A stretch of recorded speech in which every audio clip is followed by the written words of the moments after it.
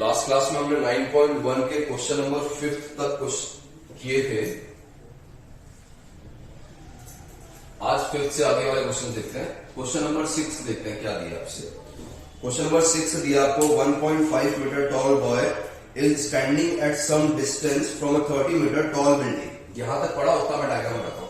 ये कोई 30 metre tall building है, ठीक है, और ये कोई 1.5 मीटर टॉल बॉय है। जो देखेगा वो यहां से देखेगा, अभी देखने वाली बात तो आई नहीं। अभी तक इसने कहा एक 1.5 मीटर टॉल बॉय है, एक 30 मीटर टॉल बिल्डिंग है। इसे ले लिया मैंने पी क्यू, इसे ले लिया ए बी। अब वो कह रहा है कि the angle of elevation from his eyes to the top of the building increases from 30 degree to 60 degree as he walks towards the building. वो कह रहा है कि जब आप यहां पे थे तो यहां से इसने बिल्डिंग को देखा, तो ये टाइम पे इसका जो एंगल ऑफ एलिवेशन था वो 30 डिग्री था। अब वो क्या कर रहा है, यहां चलते चलते यहां आ गया सपोज ए डैश बी डैश पे, ये टाइम पे एंगल ऑफ एलिवेशन जो है वो हो गया इसका 60 डिग्री। तो आपसे फाइंड क्या करना है, find the distance he walks towards the building. आपसे डिस्टेंस फाइंड करना, मतलब ये चीज फाइंड करनी है। देखो अभी तक आपने जो क्वेश्चन 5 तक क्वेश्चन किए थे उसमें एक ही राइट एंगल ट्रायंगल बनता था, ठीक है। अब जो डायग्राम आ रहा है वो कंपोजिट फिगर होगा। कंपोजिट फिगर उसमें आपको मतलब एक से ज्यादा ट्रायंगल बनेंगे। ऐसे जब भी क्वेश्चन आए तो आपको क्या करना है, आपको सबसे पहले ये देखो कि टोटल आपके पास राइट एंगल ट्रायंगल कितने हैं। तो मैंने जब डायग्राम देखा तो मुझे मिला एक P R A dash triangle, P R A dash, एक मिला पी आर ए, पी आर ए। ये दो ही राइट एंगल ट्रायंगल है मेरे पास। अब इन दोनों राइट एंगल ट्रायंगल में मैं नाम चेक करूं तो ये पी आर और पी आर कंपोजिट फिगर जब भी मिलेंगे आपको सबसे पहले देखना उसमें कितने राइट एंगल ट्रायंगल्स है। राइट एंगल ट्रायंगल्स बना दिया आपने, उसके बाद नाम से पता चलेगा कॉमन क्या है। देखो यहाँ पी आर है, यहाँ पे भी पी आर है, तो मुझे दोनों ही right angle triangle P R के लिए सॉल्व करने हैं। जो कॉमन होगा उसके लिए सॉल्व करना है आपको। अब मैं सॉल्व करता हूं in triangle P R A dash, P R A dash 1060 equals to P R upon A dash R. Clear. अब पी आर क्या, देखो ये पूरा मेरे पास है पी क्यू, पी क्यू है P R plus Q R. ये 1.5 है तो ये भी कितना है 1.5। पी क्यू कितना है 30, पी आर नहीं पता, क्यू आर 1.5। तो यहां से मैं पी आर निकालता हूं 30 माइनस 1.5, तो पी आर आ गया मेरे पास 28.5 मीटर। पुट कर देते हैं 1060 √3 P R upon A dash R. तो यहां से पी आर की वैल्यू आई मेरे पास √3 ए डैश आर, या पी आर की वैल्यू पुट करूं तो ये हो जाएगा 28.5 equals to √3 A dash R, या A dash R equals to 28.5 upon √3 equation 1। आपके पास ये डिस्टेंस आ गई, कितनी आई है 28.5 अपॉन √3 मीटर। अब मैं आता हूं in triangle P R A 1030 equals to P R upon A R. 1030 equals to 1 upon √3। P R ये आपने निकाल रखा है 28.5। A R equals to A dash, A R ये है A dash plus A dash R, cross multiply करूंगा तो A dash R plus A dash equals to 28.5 √3। Equation 1 से ए डैश आर की वैल्यू पुट कर देते हैं अपने। फ्रॉम 1 ए डैश आर कितना है 28.5 upon √3 plus A dash equals to 28.5 √3। तो A dash equals to 28.5 √3 minus 28.5 upon √3। आया समझ में? इसे सॉल्व कर लो, आपके पास ए डैश आएगा और ए डैश ही क्या है जो बंदा इस तरफ चल रहा है। आया समझ में कि नहीं आया? जब भी कंपोजिट फिगर मिले आप राइट एंगल ट्राइंगल कितने हैं वो ढूंढ लें। खाली सबसे पहले राइट एंगल ट्राइंगल जितने हैं उन सब में आपने 10 लगा देना है, फिर ऑटोमेटिकली आपके पास जो पूछेगा वो निकल जाएगा।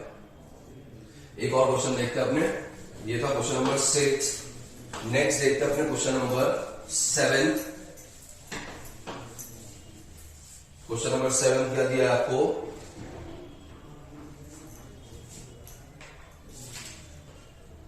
from a point on the ground, the angle of elevation of the bottom and top of transmission tower fixed at a top of 20 meter high building are 45 degree and 60 degree. Find the height of the tower.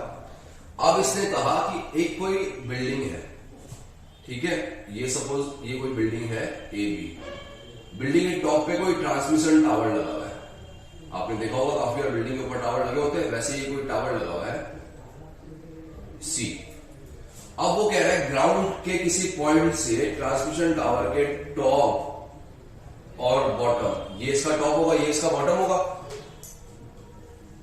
का angle of elevation are 45 degree and 60 degree. Bottom and top का 45 degree ये दे रखा है और 60 degree ये दे रखा है। और कुछ गिवन है क्या, top of 20 metre high building ये दे रखा आपको 20 मीटर। ये हो गया आपके पास बी। फिर से देखो कंपोजिट फिगर है, क्यों, क्योंकि एक ट्रायंगल नहीं बन रहा, तो मैं चेक करूंगा यहाँ पे कितने राइट एंगल ट्रायंगल है। एक तो है ए बी डी और एक है सी बी डी, दो राइट एंगल ट्रायंगल आ गए।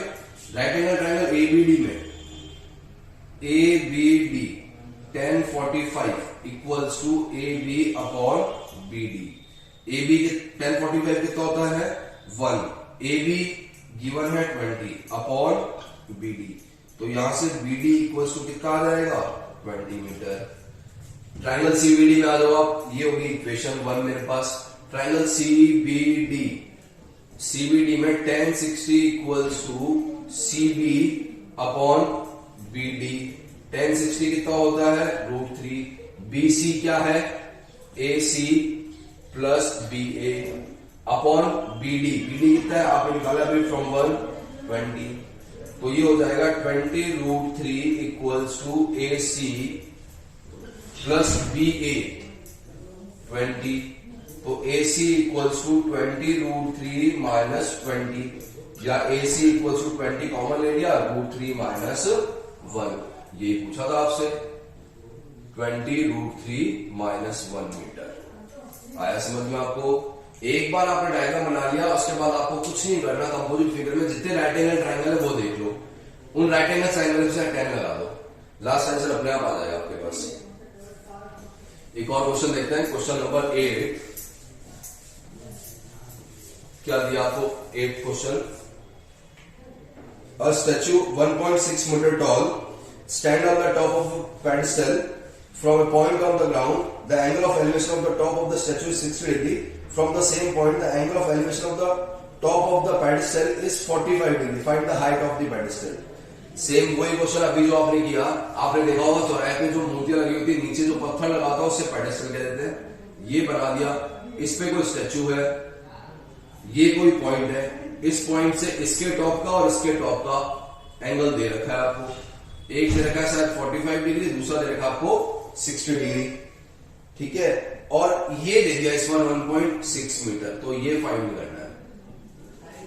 फिर से ए बी सी डी, कितने राइट एंगल ट्रायंगल आपके पास देख ले। एक है ए सी डी और दूसरा है बी सी डी। इन दोनों राइट एंगल ट्रायंगल में आप क्या कर दो, एक में लगा दिया आपने 10 ए सी डी, इसमें लगा दिया आपने 1060 डिग्री, इसमें लगा दिया आपने 1045 डिग्री। वैल्यू पुट करोगे, सॉल्व करोगे, आपके पास आंसर आ जाएगा। कंपोजिट फिगर में आपको मेन क्या करना है, देखना है कितने राइट एंगल ट्रायंगल बन रहे हैं। जितने राइट एंगल ट्रायंगल बन रहे हैं उसमें 10 लगा दो। उसके बाद जब सॉल्व हो गया फिर देखो क्वेश्चन है क्या पूछा है, तो आपके पास आंसर आ जाएगा। तो क्वेश्चन नंबर 7 और 8 दोनों एक से ही है। 7 मैंने आपको करवा दिया, 8 का मैंने आपको डायग्राम बता दिया। नेक्स्ट देखते हैं question number 9। The angle of elevation of the top of a building from the foot of the tower is 30 degree. The angle of elevation of the top of a building from the foot of the tower is 30 degree.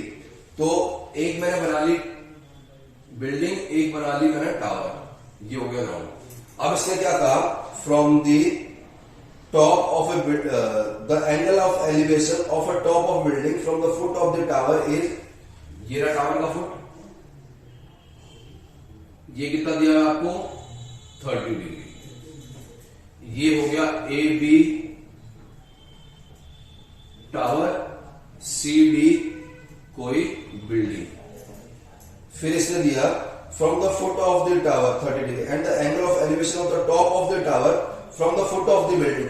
Foot of the building ये है, top of the tower ये है आपके पास, ये कितना दे दिया इसने 60 degree. If the tower is 50 metre high, tower की हाइट दे दी आपको कितनी